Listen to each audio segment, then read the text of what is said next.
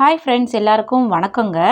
ஒவ்வொரு சிவாலயத்திலும் வடக்கு பிரகாரத்தில் தென் திசையை நோக்கி சண்டேஸ்வரர் எனப்படும் சண்டிகேஸ்வரருக்கு திரு சந்நிதி அமைந்திருக்கும். சண்டிகேஸ்வரரை செவிட்டுசாமி என்றழைத்து பக்தர்கள் கைகளால் ஓசை எழுப்பி வணங்குவார்கள். உண்மையில் சண்டேஸ்வரரின் வரலாறு அப்படி அல்ல. இவரது உண்மை பெயர் விசாரசர்மர். இவரது உள்ளம் மற்றும் உணர்வு அனைத்தும் சிவமயமே. இதனால் இவரை சிவபித்தன் என்று கூறி ஊரார் கேலி செய்வர். ஆனாலும் விசாரசர்மரின் சிவயோக பக்தி நாளுக்கு நாள் அதிகமாயிற்று.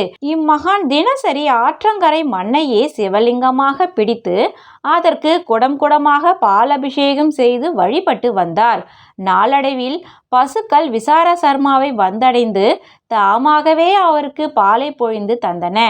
இதை கண்ட ஊரிலுள்ளோர் விசாரசர்மரின் தந்தையிடம் முறையிட்டனர். மகனின் செயலை கேள்வி உற்ற தந்தை கோபமுற்று விசாரசர்மரை ஒரு கோலால் நைய புடைத்து தண்டிக்கலானார். ஆனால் விசாரசர்மரோ தந்தையின் தடியடியை சிறிதும் பாராட்டாமலும் வேதனைப்படாமலும் சிவயோகத்திலே ஆழ்ந்திருந்தார்.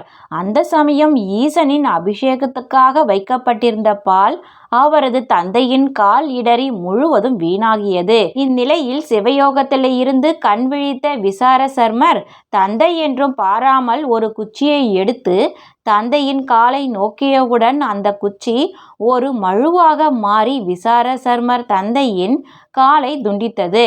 அந்த நேரம் விசாரசர்மரின் பக்தி யோகத்தை கண்டு உமா மகேஸ்வரர் அங்கே தோன்றி தமது கைகளால் அவரை பரிசித்தார். அதோடு தமது சடையில் அணிந்திருந்த கொன்றை மாலையை பக்தனுக்கு சூட்டி அருளியதோடு தமது தலங்களிலே பக்தி செய்ய அவருக்கு நிரந்தர இடமும் கொடுத்தார். விசாரசர்மர் தந்தையின் காலையும் முன்போலவே இருக்க அருளினார். சண்டேஸ்வரர் எப்பொழுதும் சிவயோக பக்தியில் திளைத்திருப்பதால் பக்தர்கள் கை ஓசையை எழுப்பி அவரை வணங்குகின்றனர்.